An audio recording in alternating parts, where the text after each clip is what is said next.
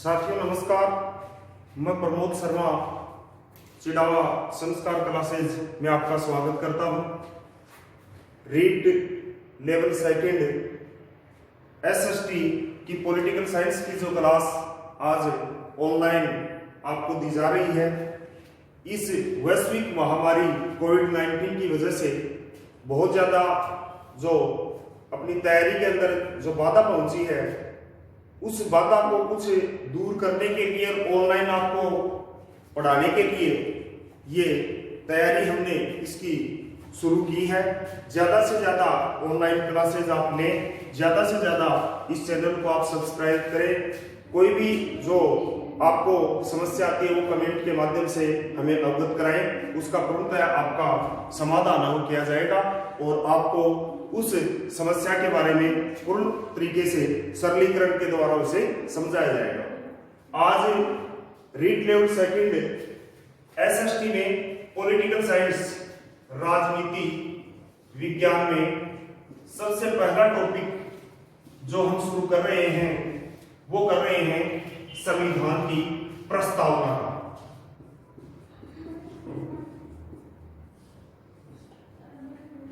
अपने सिलेबस में संविधान की प्रस्तावना रीट लेवल सेकंड में केवल प्रस्तावना का ही टॉपिक है, न कि अपने को पूरा संविधान है वो पढ़ना। प्रस्तावना जिसे अंग्रेजी में प्रेम्बल कहा जाता है, प्रेम्बल ऑफ कॉन्स्टिट्यूशन, संविधान की प्रस्तावना। प्रस्तावना जिसे अंग्रेजी में प्रेम्बल, प्रस्तावना को संविधान की उद्देशिका, प्रस्तावना को संविधान की भूमिका, प्रस्तावना को संविधान का परिचय पत्र आदि नामों से इसे पुकारा जाता है। संविधान की भूमिका, संविधान की उद्देशिका, संविधान का परिचय पत्र है वो प्रस्तावना को कहा जाता है। प्रस्तावना संविधान का सबसे पवित्र दस्तावेज है। प्रस्तावना संविधान की सर्वप्रथम लिखने वाला जो राष्ट्र था वह था संयुक्त राज्य America, United state of America. संयुक्त राज्य अमेरिका विश्व का प्रथम राष्ट्र था जिसने अपने देश के संविधान की प्रस्तावना लिखी। बाकी अन्य राष्ट्रों ने प्रस्तावना के बारे में जो नकल की है वो संयुक्त राज्य अमेरिका की नकल की है, और संयुक्त राज्य अमेरिका की प्रस्तावना के बारे में नकल करने वाला जो राष्ट्र है वो भारत भी है। यहाँ पर एक प्रश्न परीक्षा में कई बार पूछा जाता है, एक दो बार आया हुआ भी है। प्रस्तावना की जो भाषा है वो अपने भारत देश के संविधान में ऑस्ट्रेलिया के संविधान से ली गई है, जबकि प्रस्तावना की जो नकल की गई है वो हमने कहां से की है? अमेरिका के संविधान की है। जबकि प्रस्तावना की जो भाषा हमने ली है वो किस देश के संविधान से ली है? भाषा हमने ली है वो ऑस्ट्रेलिया के संविधान से ली है। और प्रस्तावना कहां से ली गई है? प्रस्तावना की जो नकल हमने की है वो कहां से की है? संयुक्त राज्य अमेरिका की। संयुक्त राज्य अमेरिका विश्व का प्रथम राष्ट्र था जिसने अपने देश के संविधान की प्रस्तावना को लिखा था। प्रस्तावना जिसे संविधान का सबसे पवित्र दस्तावेज कहा जाता है। प्रस्तावना के बारे में विद्वानों ने अपने अलग अलग मत प्रकट किए हैं। इसे संविधान की आत्मा, संविधान का परिचय पत्र, संविधान की राजनीतिक कुंडली, प्रस्तावना को संविधान का कुंजी नोट आदि विद्वानों के द्वारा अपने अलग अलग जो मत हैं वो प्रकट किए हैं, जिसके बारे में हम आगे चर्चा करने वाले हैं। सबसे पहले हम प्रस्तावना के बारे में शुरुआत करें। भारत के संविधान की प्रस्तावना जो अपने देश के संविधान के सबसे बाद में लिखी गई थी, और इस भारत देश के संविधान की प्रस्तावना को जो लिखने वाले थे वो ही व्यक्ति थे जिसके द्वारा अपने देश का संविधान लिखा गया था। और भारत के संविधान को जो लिखने वाले थे वो कौन थे? प्रेम बिहारी नारायण रायज़दा। प्रेम बिहारी नारायण रायज़दा, इनके द्वारा भारत का संविधान लिखा गया था, और प्रेम बिहारी नारायण रायज़दा के द्वारा ही अपने देश के संविधान की प्रस्तावना को लिखा गया था। सबसे अंत में यह प्रस्तावना लिखी गई थी। प्रस्तावना जो भारत देश के संविधान की जो प्रस्तावना है वह जवाहरलाल नेहरू द्वारा प्रस्तुत किए गए उद्देश्य प्रस्ताव पर आधारित है। और जवाहरलाल नेहरू ने जो उद्देश्य प्रस्ताव प्रस्तुत किया था वह कब प्रस्तुत किया था? संविधान सभा की तीसरी बैठक में। और यह तीसरी बैठक कब हुई थी? 13 दिसंबर 1946 ईस्वी को। बहुत ही बढ़िया प्रश्न है।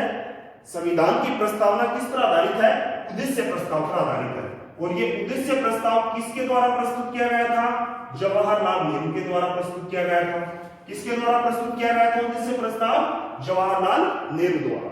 और जवाहरलाल नेहरू के द्वारा इस उद्देश्य प्रस्ताव को कब प्रस्तुत किया गया? 13 दिसंबर 1946 ईस्वी को प्रस्तुत किया गया। उद्देश्य प्रस्ताव प्रस्तुत जवाहरलाल नेहरू द्वारा 13 दिसंबर 1946 ईस्वी को किया गया था।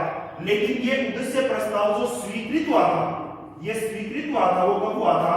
22 जनवरी 1947 ईस्वी को। उद्देश्य प्रस्ताव को संविधान सभा के द्वारा स्वीकृति मिली, वो कब मिली थी? 22 जनवरी 1947 ईस्वी को। तो भारत के संविधान की जो प्रस्तावना है वह जवाहरलाल नेहरू द्वारा प्रस्तुत किए गए उद्देश्य प्रस्ताव पर आधारित है, जो 13 दिसंबर 1946 ईस्वी को यह प्रस्तावना प्रस्तुत की गई थी। परीक्षा के अंदर प्रश्न पूछा हुआ है कि जवाहरलाल नेहरू द्वारा प्रस्तुत किए गए उद्देश्य प्रस्ताव की झलक यदि आज हम देखना चाहें तो अपने को प्राप्त होगी प्रस्तावना में, संविधान में। तो इसका जो जवाब होगा वो क्या होगा? प्रस्तावना में। क्योंकि जवाहरलाल नेहरू द्वारा जो उद्देश्य प्रस्ताव प्रस्तुत किया गया था उसमें यह बताया गया था कि हम जिस संविधान का निर्माण कर रहे हैं वो संविधान कैसा होगा, किस प्रकार का संविधान जनता के लिए, जो देश के लिए हम संविधान का निर्माण कर रहे हैं वो हम कैसे संविधान का निर्माण कर रहे हैं, उस संविधान में जनता को क्या कुछ मिलने वाला है, क्या कुछ हम जनता के लिए जो कानूनों का निर्माण करने वाले हैं, इसका उल्लेख उद्देश्य प्रस्ताव में किया गया था। तो जवाहरलाल नेहरू द्वारा प्रस्तुत किए गए उद्देश्य प्रस्ताव पर भारत के संविधान की जो प्रस्तावना है वो आधारित है। संविधान की प्रस्तावना जिसकी शुरुआत हम भारत के लोग से होती है, संविधान की प्रस्तावना की जो शुरुआत होती है वो किससे होती है? हम भारत के लोग से होती है। अभी कुछ समय पहले फरवरी के अंदर अमेरिका के राष्ट्रपति डोनाल्ड ट्रंप अपने देश में आए थे और अहमदाबाद के अंदर मोटेरा स्टेडियम का जो उद्घाटन करते हुए उन्होंने एक बात बोली थी कि भारत के संविधान की शुरुआत और अमेरिका के संविधान की शुरुआत एक ही शब्द से होती है। हम भारत के लोग जो शुरुआत में अपने संविधान की प्रस्तावना का जो पहला शब्द है हम भारत के लोग, और ये जो शब्द अपने देश के संविधान की प्रस्तावना में लिया गया वो कहां से लिया गया है? अमेरिका से लिया गया है। क्योंकि वहां पर भारत की जगह पर किसका नाम है? अमेरिका का नाम है। हम भारत के लोग, ये जो शब्द हमने लिया वो अमेरिका के संविधान से लिया है। इसीलिए डोनाल्ड ट्रंप ने कहा था कि भारत के संविधान की शुरुआत और अमेरिका के संविधान की जो शुरुआत होती है वो एक ही शब्द के साथ होती है। प्रारंभ में अपने देश के संविधान की जो प्रस्तावना थी उसके अंदर कुल शब्दों की जो संख्या थी वो कितनी थी? 85 थी, 85। टोटल कितने शब्द थे अपने देश के संविधान में? प्रारंभ में 85 शब्द थे। जबकि वर्तमान में यदि हम देखें तो अपने देश के संविधान की प्रस्तावना में जो कुल शब्दों की संख्या वो कितनी है? 88। अब दिमाग में प्रश्न खड़ा हो रहा है कि पहले 85, वर्तमान में कितनी है? 88। ये तीन शब्द कौन से हैं? ये तीन शब्द कब जो अपने देश के संविधान की प्रस्तावना में शामिल किए गए हैं, जिसकी वजह से अपने देश के संविधान की प्रस्तावना में शब्दों की संख्या 85 से बढ़कर के कितनी हो गई? 88 हो गई। ये तीन शब्द जिन्हें अपने देश के संविधान की, जिसका अपने देश के संविधान की मूल प्रस्तावना में उल्लेख नहीं था, और ये तीन शब्द जिनका अपने देश के संविधान की मूल प्रस्तावना में उल्लेख नहीं था वो कौन कौन से थे?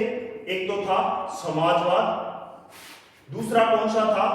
धर्मनिरपेक्षता, और जो तीसरा शब्द था वह कौन सा था? अखंडता। ये तीन शब्द जिसका उल्लेख अपने देश के मूल संविधान की प्रस्तावना में नहीं था, या मूल प्रस्तावना में इन तीनों शब्दों का उल्लेख नहीं था। इन तीनों शब्दों को अपने देश के संविधान में जो जोड़ा गया वह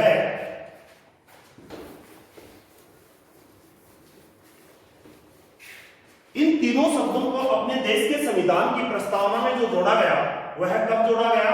42वें संविधान संशोधन के द्वारा। कब जोड़ा गया? 42वें संविधान संशोधन के द्वारा जोड़ा गया। और यह 42वां संविधान संशोधन जो हुआ था वो कब हुआ था? 1976 में।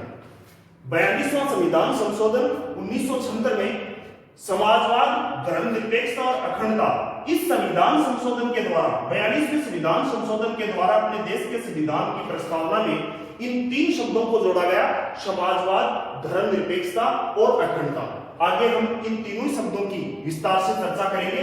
जो धर्मनिरपेक्षता जो अपने इसमें पॉलिटिकल साइंस के सिलेबस के अंदर है, सामाजिक न्याय और धर्मनिरपेक्षता। 42वें संविधान संशोधन के द्वारा इन 3 शब्दों को जोड़ने के बाद में अपने देश के संविधान की प्रस्तावना में जो शब्दों की पहले संख्या 85 थी वो बढ़कर के कितनी हो गई, 88 हो गई। ठीक है, तो 42वें संशोधन के द्वारा एक तो ये बहुत बड़ा प्रश्न है जो रीट के एग्जाम में 2 बार अभी तक आ चुका है कि संविधान की प्रस्तावना में समाजवाद, धर्मनिरपेक्षता, अखंडता, इन 3 शब्दों को किस संविधान संशोधन द्वारा जोड़ा गया, 42वां संविधान संशोधन द्वारा। कब हुआ था, 1976 में। उस समय अपने देश की प्रधानमंत्री थी वो कौन थी, उस समय अपने देश की प्रधानमंत्री थी वो थी श्रीमती इंदिरा गांधी, जो आज तक की देश की एकमात्र महिला प्रधानमंत्री हुई है। जवाहरलाल नेहरू के बाद में सर्वाधिक कार्यकाल वाली आज तक की प्रधानमंत्री रही है। इंदिरा गांधी के कार्यकाल में जो 42वां संविधान संशोधन किया गया था, जिसमें अपने देश के संविधान की प्रस्तावना में संशोधन किया गया, इसके अलावा अपने देश के संविधान में और भी बहुत ज्यादा संशोधन हुए थे। इसलिए 42वें संविधान संशोधन को आज तक का संविधान का सबसे बड़ा संविधान संशोधन कहा जाता है। आज तक का जो सबसे बड़ा संशोधन है वो कौन सा संशोधन हुआ भाई, 42वां संविधान संशोधन हुआ है, जो 1976 में इंदिरा गांधी के कार्यकाल में हुआ था। और इसीलिए इस संविधान संशोधन को मिनी कॉन्स्टिट्यूशन या लघु संविधान के नाम से भी जाना जाता है। दूसरा प्रश्न जो बहुत ही महत्वपूर्ण प्रश्न इससे बनता है और एग्जाम के अंदर आ भी चुका है, वो क्या प्रश्न है कि आज तक अपने देश के संविधान की प्रस्तावना में कुल कितने संशोधन हो चुके हैं।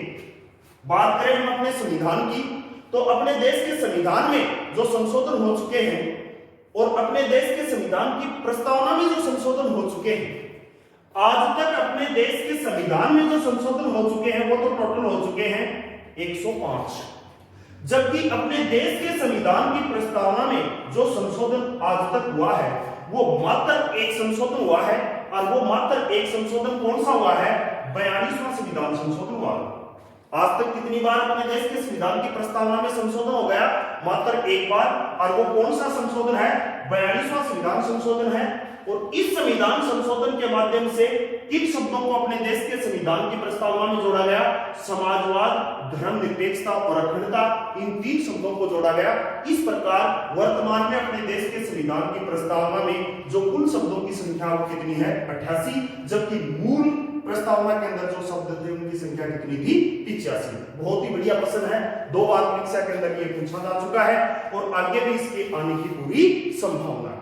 उसके बाद में हम आगे जो बढ़ते हैं, संविधान की प्रस्तावना में टोटल जो शब्द है वर्तमान में वो 88 है, और संविधान की प्रस्तावना में कुल जो पंक्तियों की संख्या वो कितनी है, 11।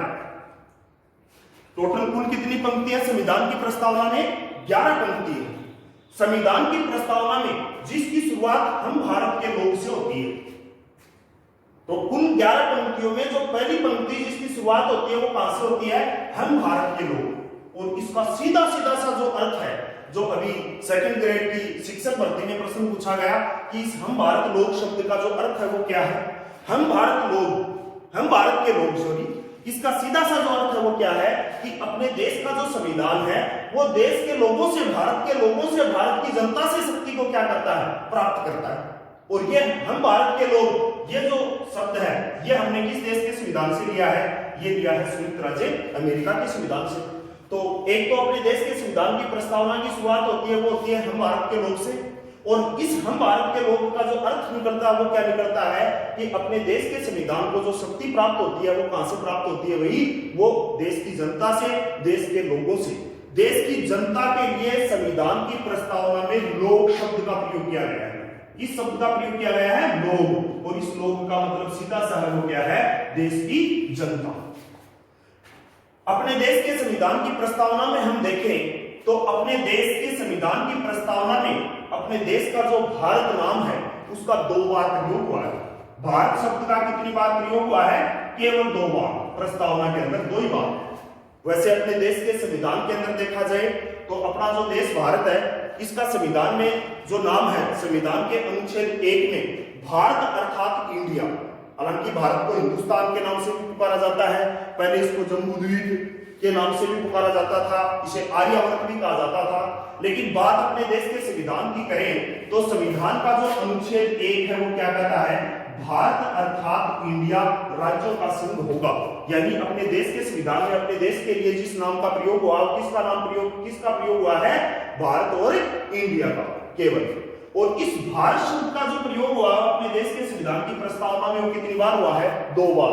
हम भारत के लोग भारत को संपूर्ण प्रभुत्व संपन्न, बस इसके बाद में भारत शब्द का प्रयोग नहीं हुआ। ठीक है, ये भी बहुत अच्छा प्रश्न है। संविधान की प्रस्तावना में भारत शब्द का कितनी बार प्रयोग हुआ है, 2 बार। अपने देश के संविधान की प्रस्तावना में आगे यदि इस चर्चा को हम आगे बढ़ाएं तो अपने देश के संविधान की प्रस्तावना में 3 प्रकार की न्याय का उल्लेख है। कितने प्रकार की न्याय का उल्लेख है, 3 प्रकार की न्याय का उल्लेख है। और याद रखना, इस 3 प्रकार की न्याय का जो उल्लेख है, ये 3 प्रकार की न्याय सामाजिक, आर्थिक व राजनीतिक न्याय है। बहुत ही बड़ा प्रश्न, सामाजिक, आर्थिक और राजनीतिक, इस 3 प्रकार की न्याय का उल्लेख संविधान की प्रस्तावना में। कितने प्रकार की न्याय का उल्लेख है, 3 प्रकार की न्याय का उल्लेख है, सामाजिक, आर्थिक और राजनीतिक न्याय। यहां पर भी 3-4 प्रश्न बनते हैं।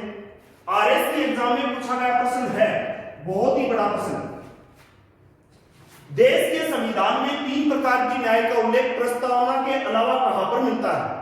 याद रखना मित्रों, अपने देश के संविधान में जो 3 प्रकार की न्याय का सामाजिक, आर्थिक और राजनीतिक न्याय का उल्लेख है, वह अपने देश के संविधान की प्रस्तावना के अलावा संविधान के भाग 4 में, संविधान के कौन से भाग में, संविधान के भाग 4 में अनुच्छेद 38 में इस 3 प्रकार की न्याय का उल्लेख मिलता है। बाकी अपने देश के संविधान में कहीं पर भी सामाजिक, आर्थिक और राजनीतिक न्याय का उल्लेख नहीं है। और ये आरएस की एग्जाम में आया हुआ प्रश्न है, बहुत ही बड़ा प्रश्न है, सामाजिक, आर्थिक और राजनीतिक न्याय। दूसरा यहां पर प्रश्न खड़ा यह हो रहा है कि अपने देश के संविधान की प्रस्तावना में जो 3 प्रकार की न्याय का उल्लेख है, ये 3 प्रकार की न्याय ये हमने ली कहां से है? तो अपने देश के संविधान की प्रस्तावना में जो सामाजिक, आर्थिक और राजनीतिक ये 3 प्रकार की न्याय है, यह है अपने देश के संविधान में सोवियत संघ से ली गई है। कहां से ली गई है? सोवियत संघ। इसको आप सोवियत रूस भी पुकार सकते हो। 1917 में सोवियत संघ में जो क्रांति हुई थी, सोवियत संघ की जो क्रांति हुई थी, रूस की जो क्रांति हुई थी, वो कब हुई थी? 1917 में। और 1917 में इस रूस की क्रांति का जो प्रमुख नारा था वो सामाजिक, आर्थिक और राजनीतिक न्याय था। 1917 में रूस की क्रांति का जो प्रमुख नारा था वो क्या था? सामाजिक, आर्थिक और राजनीतिक न्याय। और अपने देश के संविधान में सामाजिक, आर्थिक और राजनीतिक न्याय जो ली गई है वो रूस के संविधान से ली गई है। ये रूस की क्रांति का ही परिणाम है कि सामाजिक, आर्थिक और राजनीतिक न्याय निकल करके सामने आई। सामाजिक न्याय, सामाजिक न्याय का जो सीधा सा अर्थ है कि समाज में किसी भी व्यक्ति के साथ किसी प्रकार का कोई भेदभाव नहीं करना। न्याय का सीधा सा मतलब होता है सबके साथ में समान व्यवहार करना।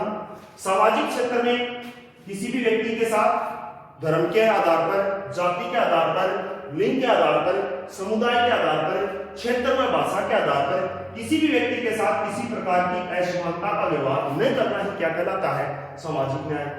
आर्थिक क्षेत्र में किसी भी प्रकार का कोई भी असमानता का व्यवहार न करना ही आर्थिक न्याय कहलाता है। और राजनीतिक क्षेत्र में किसी प्रकार की असमानता का व्यवहार न करना या भेदभाव न करना क्या कहलाता है? राजनीतिक न्याय कहलाता है। इस प्रकार अपने देश के संविधान की प्रस्तावना में कितने प्रकार की न्याय का उल्लेख है? 3 प्रकार की न्याय का उल्लेख है, सामाजिक, आर्थिक, राजनीतिक न्याय, जो हमने सोवियत संघ के संविधान से लिए। सोवियत संघ के संविधान से और यदि हम अन्य चर्चा करते हैं अपने देश के संविधान में लिए हुए जो प्रावधान है, एक बहुत ही कई बार परीक्षा में प्रश्न पूछा जाता है और पिछली बार रीट के अंदर ये प्रश्न आ भी चुका है। अपने देश के संविधान का जो भाग 4 क है, जिसमें किसका उल्लेख है? मूल कर्तव्य का। और ये मूल कर्तव्य अपने देश के संविधान में जो लिए गए हैं वो कहां से लिए गए हैं? रूस के संविधान से या सोवियत संघ के संविधान से लिए गए हैं। इसके अलावा सामाजिक, आर्थिक और राजनीतिक न्याय है, ये भी अपने देश के संविधान में कहां से ली गई है? रूस के संविधान से या सोवियत संघ के संविधान से ली गई है। ठीक है, इसके बाद में आगे हम बढ़े। अपने देश के संविधान की प्रस्तावना में, अपने देश के संविधान की प्रस्तावना में 3 प्रकार की न्याय के अलावा कुल 5 प्रकार की समानता का उल्लेख है। 5 प्रकार की समानता। देखो यहां पर कई बार कंफ्यूज हो जाते हैं। समानता का उल्लेख संविधान के भाग 3 में मूल अधिकारों में भी है और मूल अधिकारों के अंदर अनुच्छेद 14 से लेकर के अनुच्छेद 18 संविधान की प्रस्तावना में 2 प्रकार की समानता का उल्लेख है, जबकि मूल अधिकारों में संविधान की प्रस्तावना में कितने प्रकार की समानता का उल्लेख है? 2 प्रकार की समानता का उल्लेख है। जबकि संविधान के भाग 3 में मूल अधिकारों में कितने प्रकार की समानता का उल्लेख है? 5 प्रकार की समानता का उल्लेख है। मूल अधिकारों में कितने प्रकार की समानता का उल्लेख है? 5 प्रकार की समानता का उल्लेख है। जबकि अपने देश के संविधान की प्रस्तावना में कितने प्रकार की समानता का उल्लेख है? 2 प्रकार की समानता का उल्लेख है। यह भी प्रश्न हम मूल अधिकार का टॉपिक पढ़ते हैं, अपने दिमाग में एक चीज रहती है कि अपने को 5 प्रकार की समानता मिली हुई है, जिसका उल्लेख अनुच्छेद 14 से लेकर के अनुच्छेद 18 तक है। जबकि मानव की परीक्षा में प्रश्न पूछा जाता है कि प्रस्तावना में कितने प्रकार की समानता का उल्लेख है, तो इसका सीधा सा जवाब है 2 प्रकार की समानता। अब यहां पर यह प्रश्न खड़ा हो रहा है कि वो 2 प्रकार की समानता है कौन सी? तो इस 2 प्रकार की समानता की यदि हम चर्चा करते हैं तो एक तो है अवसर की समानता और दूसरी जो समानता वो कौन सी है? प्रतिष्ठा की समानता। ये 2 प्रकार की समानता जिसका उल्लेख अपने देश के संविधान की प्रस्तावना में है। जबकि मूल अधिकारों में अपने को जो समानता प्राप्त हो कितने प्रकार की? 5 प्रकार की समानता है वो प्राप्त है, जिसका उल्लेख अनुच्छेद 14 से लेकर के कहां तक है? अनुच्छेद 18 तक। इसी प्रकार अपने देश के संविधान की प्रस्तावना में 5 प्रकार की स्वतंत्रता का उल्लेख है। संविधान की प्रस्तावना में कितने प्रकार की स्वतंत्रता का उल्लेख है? 5 प्रकार की स्वतंत्रता का। सेम ऐसा ही प्रश्न यहां पर भी बन रहा है, क्योंकि मूल अधिकारों में, संविधान के भाग 3 में मूल अधिकारों में जो स्वतंत्रता का अधिकार अपने को प्राप्त है और जिसका उल्लेख अनुच्छेद 19 से लेकर के अनुच्छेद 22 तक स्वतंत्रता के अधिकार का जो उल्लेख है, बहुत ही महत्वपूर्ण मूल अधिकार है। इस मूल अधिकारों के अनुच्छेद 19 के अंतर्गत वर्तमान में जो अपने को स्वतंत्रता प्राप्त हो, कितने प्रकार की स्वतंत्रता प्राप्त है? 6 प्रकार की। तो जब परीक्षा में प्रश्न ये पूछा जाता है कि स्वतंत्रता के अधिकार के अंतर्गत अपने को वर्तमान में कितने प्रकार की स्वतंत्रता प्राप्त है, तो उसका जवाब तो क्या होगा? 6 प्रकार की स्वतंत्रता प्राप्त है। याद रखना, मूल संविधान में अपने को कितने प्रकार की स्वतंत्रता प्राप्त थी? 7 प्रकार की स्वतंत्रता प्राप्त थी। एक स्वतंत्रता जिसका उल्लेख अनुच्छेद 31 में संपत्ति की स्वतंत्रता का था, जिसे 44वें संविधान संशोधन के द्वारा क्या कर दिया गया? हटा दिया गया।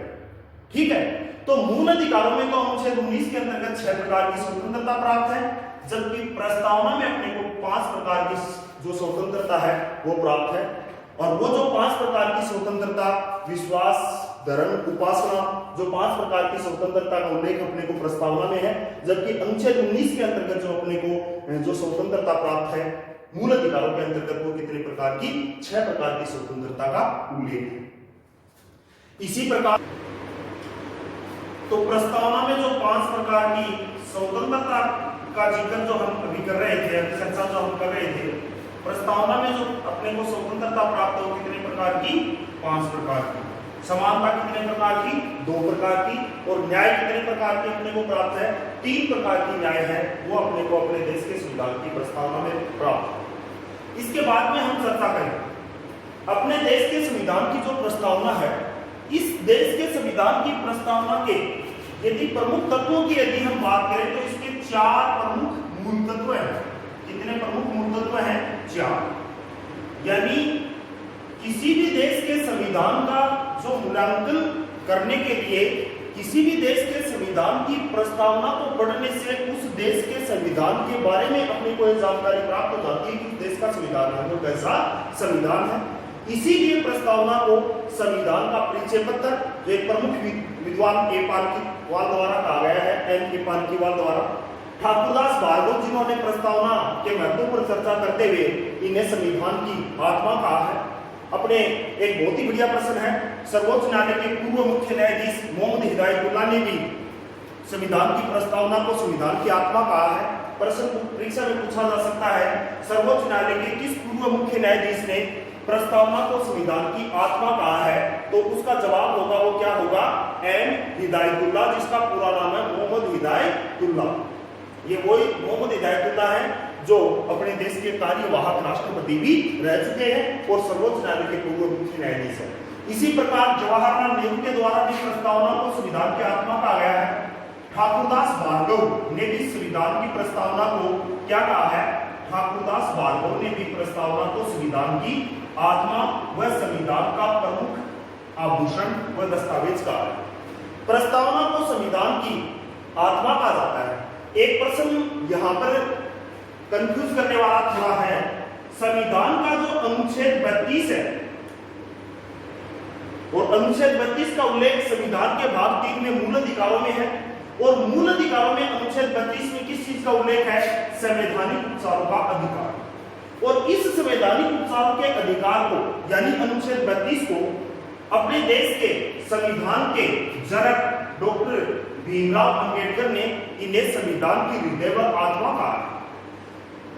बात यदि हम संविधान के भाग की करें तो प्रस्तावना को संविधान की जो आत्मा कहा गया है, संविधान का सबसे पवित्र दस्तावेज कहा गया है, लेकिन 395 अपने देश के संविधान में जो कुल अनुच्छेद है उसमें सिर्फ एक अनुच्छेद 32 ऐसा अनुच्छेद है जिसे संविधान की क्या कहा गया है? आत्मा कहा गया है। जबकि प्रस्तावना है उसे ठाकुरदास भार्गव ने क्या कहा है? संविधान की आत्मा कहा है।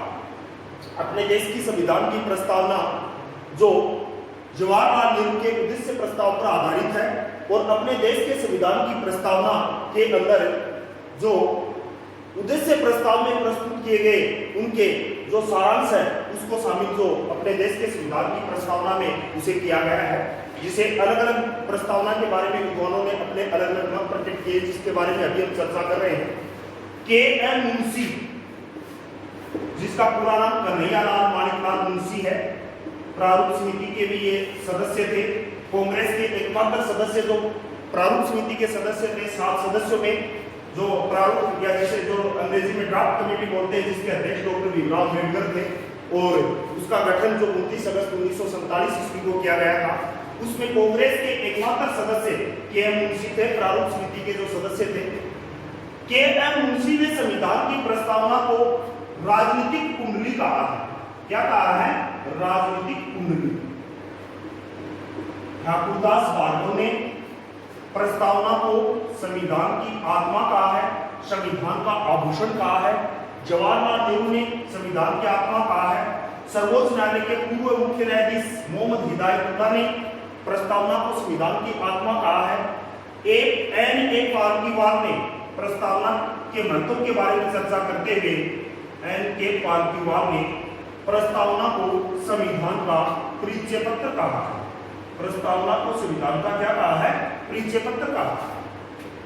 इसी प्रकार अर्नेस्ट बार्कर ने प्रस्तावना के बारे में मूल्यांकन करते हुए जो उन्होंने अपना मत प्रकट किया है, अर्नेस्ट बार्कर के द्वारा प्रस्तावना को क्या कहा गया है? अर्नेस्ट बार्कर ने प्रस्तावना को संविधान का कुंजी नोट कहा। प्रस्तावना को कुंजी नोट की संख्या देने वाले हैं वो कौन है? अर्नेस्ट बार्कर है। एक पालकीवाल, जिसके द्वारा संविधान को प्रस्तावना को संविधान का परिचय पत्र कहा गया है। शुरुआत में हमने प्रारंभ में चर्चा की थी कि प्रस्तावना, जिसे अंग्रेजी में प्रेम्बल के नाम से पुकारा जाता है, अंग्रेजी में इसे क्या कहा जाता है? प्रेम्बल कहा जाता है। प्रस्तावना को संविधान की उद्देशिका, संविधान की भूमिका व संविधान का क्या कहा जाता है? परिचय पत्र कहा जाता है। प्रश्न पूछा जाता है संविधान की भूमिका किसे कहा जाता है? प्रस्तावना को। संविधान की उद्देशिका किसे कहा जाता है? प्रस्तावना को कहा जाता है। अपने देश के संविधान की जो प्रस्तावना, जिसके बारे में अभी हम चर्चा कर रहे थे कि अपने देश के संविधान की प्रस्तावना में 4 प्रमुख मूल तत्व हैं। सबसे पहले हम मूल तत्वों की यदि हम चर्चा करें तो अपने देश के संविधान की प्रस्तावना में जो भारत की प्रकृति का उल्लेख किया गया है, भारत की प्रकृति संविधान की प्रस्तावना में जो 4 प्रमुख मूल तत्व हैं, उनमें पहला मूल तत्व है भारत की प्रकृति। और भारत के स्वरूप या भारत की प्रकृति के बारे में क्या बताया गया है कि अपना भारत जो राष्ट्र है वो एक संप्रभु राष्ट्र है, लोकतांत्रिक राष्ट्र है। संप्रभु लोकतांत्रिक गणतंत्रात्मक जो राष्ट्र है वो अपना भारत देश है। इस प्रकार से भारत की प्रकृति के बारे में अपने देश के संविधान में टिप्पणी की गई है। दूसरी बात, प्रस्तावना में संविधान का जो मुख्य उद्देश्य बताया गया है वो क्या बताया गया है कि प्रस्तावना में जो अधिकारों का स्रोत है वो देश की जनता है, जिसके बारे में अभी हम चर्चा कर रहे थे कि देश की हम भारत के लोग यानी संविधान को जो शक्ति प्राप्त हो रही है वो कहां से प्राप्त हो रही है, देश के लोगों से। देश की जनता के लिए जो संविधान का निर्माण किया गया है और देश की जनता से उसे क्या प्राप्त हुई है, शक्ति प्राप्त हुई है। प्रस्तावना में संविधान की लागू होने की जो तिथि है वो कितनी है, 26 नवंबर 1949 ईस्वी। 26 नवंबर 1949 ईस्वी विक्रमी संवत 2006। विक्रमी संवत कौन सी थी, 2006 को अपने देश का संविधान है वो बन करके क्या हुआ था, तैयार हुआ था। प्रस्तावना में संविधान की लागू होने की जो तिथि का उल्लेख है वो क्या है, 26 नवंबर 1949 ईस्वी को है। विक्रमी संवत 2006 को अपने देश का संविधान जो बन करके क्या हुआ था, तैयार हुआ था। और अपने देश के संविधान की प्रस्तावना को जो लिखने वाले थे वो कौन थे, वो प्रेम बिहारी नारायण रायचंद्र। ठीक है।